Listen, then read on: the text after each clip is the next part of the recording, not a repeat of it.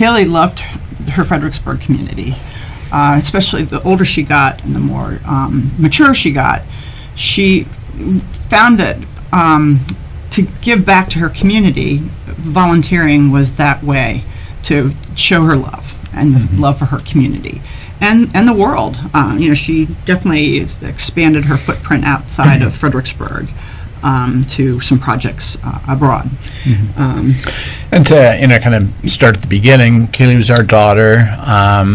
We have always been sort of active members in the community. We like to volunteer and do things in the community. So just by the nature of things, we'd bring our kids along with us, and I think they kind of saw how volunteering connected you with people in the community that you otherwise might not cross paths with. So, I think that's how maybe Ceili and our son John, who is also an amazing volunteer, kind of developed a passion for service.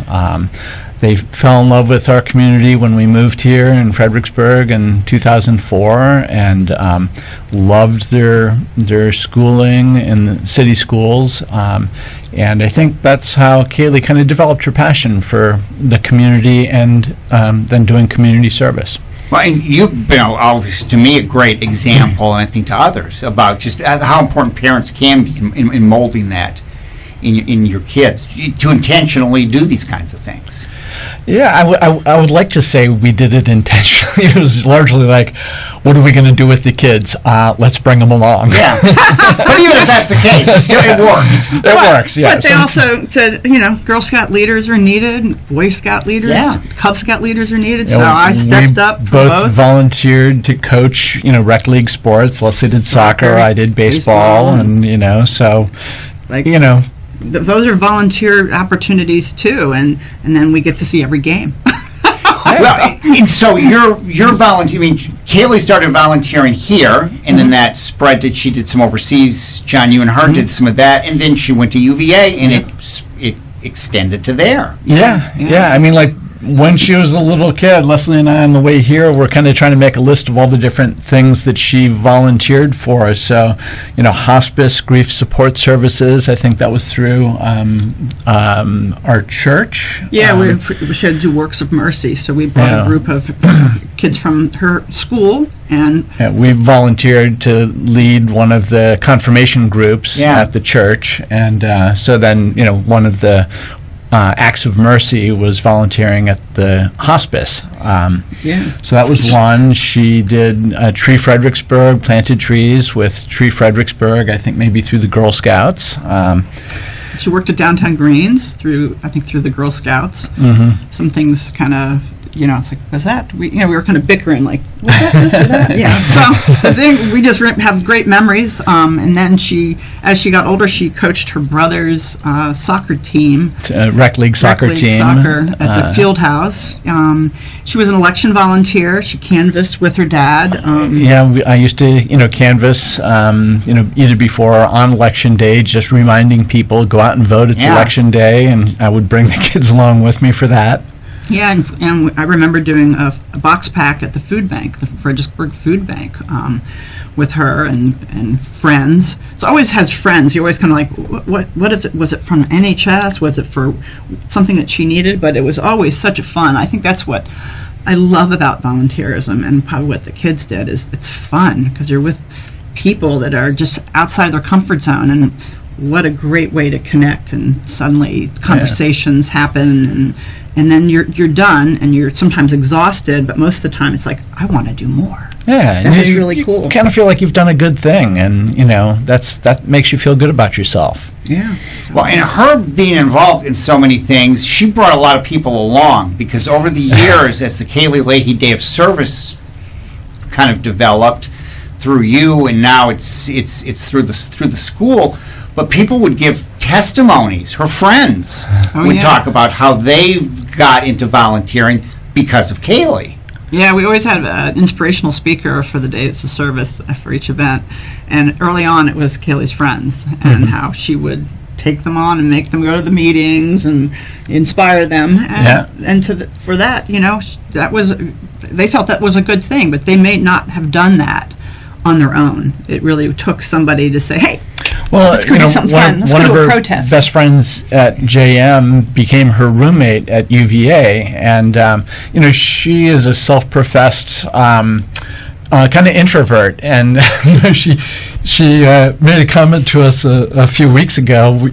We still stay in touch with her, and Kaylee's old boyfriend is now her husband. Yeah. And but she said, she never could have imagined when she was this, sort of introverted high school kid that her room in college would be the center of all the social activity.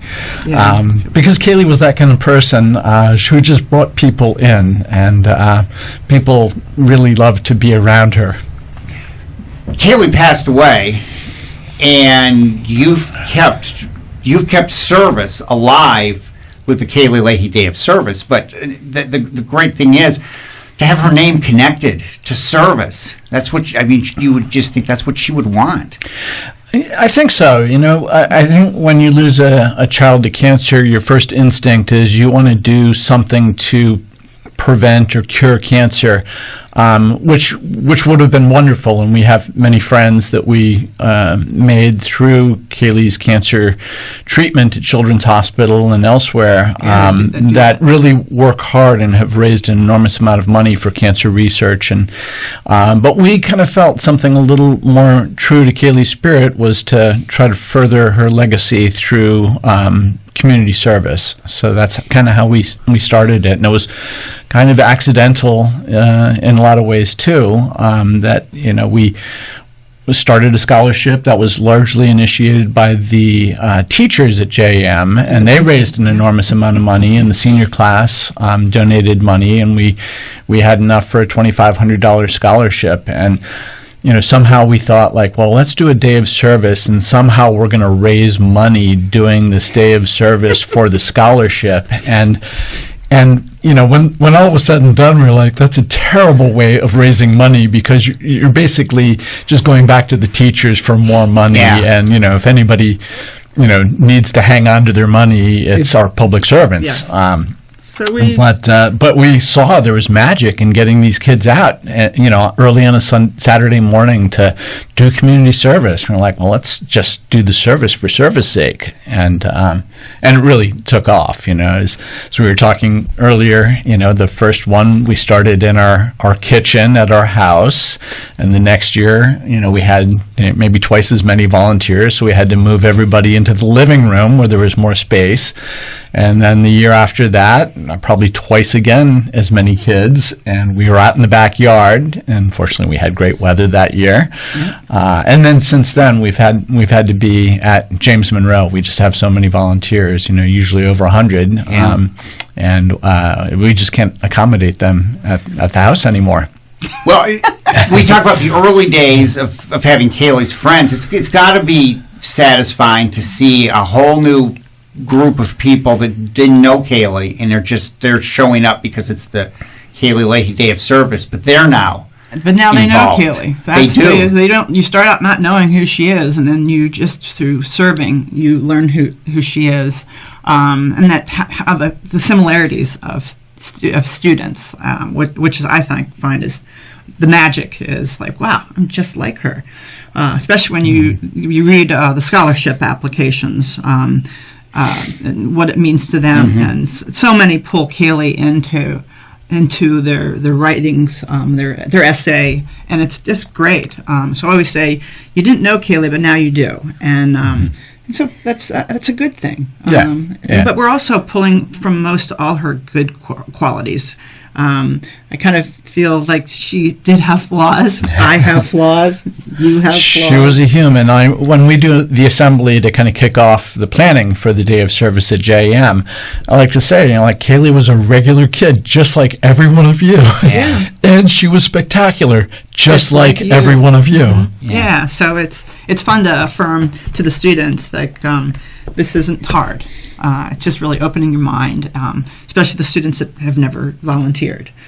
There's so many of them that are just dipping their toe, and that's kind of what we're trying to find. We feel like it's a great spark, and John talks about dipping the toe into service, and just that first magic of helping an animal, the environment. homeless, somebody that's homeless. People that are hungry. Yeah. So, but a lot of times they don't know like the benefits that they're doing. Like we have the Fredericksburg Food Bank is going to be a part of this day of service on on April 4th, and the kids are not doing a box pack.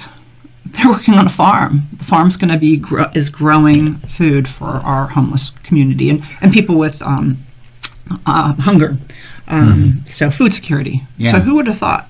But it's, that was brilliant for somebody to bring that to our community to help serve our community. So it's all kind of going back to, serving one another. And there will be some of the kids that are serving that are also receiving support from many our nonprofits that we're serving on the 4th. So it's really about giving back, whether you don't have much to give back, but everyone has something to give. And one of the organizations that we serve now, we were recipients of the services of the Fairy Godmother Project when Kaylee was sick, and we were struggling to just get from one day to the next. Fairy Godmother Project was a huge supporter for us, so it's nice that now we can help give back by supporting them with our volunteers and. Yeah. Yeah. It's all good. It's a reciprocal world, You kind of get what you give. Thank you for what you guys have done, because you've shown, because so many people I think want to do this, but they don't know how or how to get started, and or they've never even thought about it, and you've done that. So, well, that in itself is getting started, but you need volunteers, you need donors, sponsors.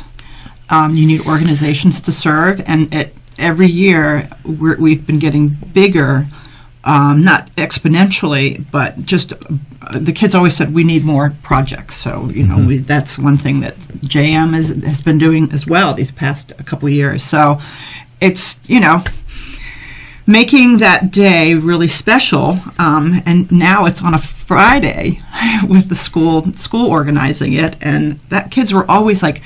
Whenever I'd say, "Oh, you have your Saturday morning, could you give it up?" They're like, "No, I can't."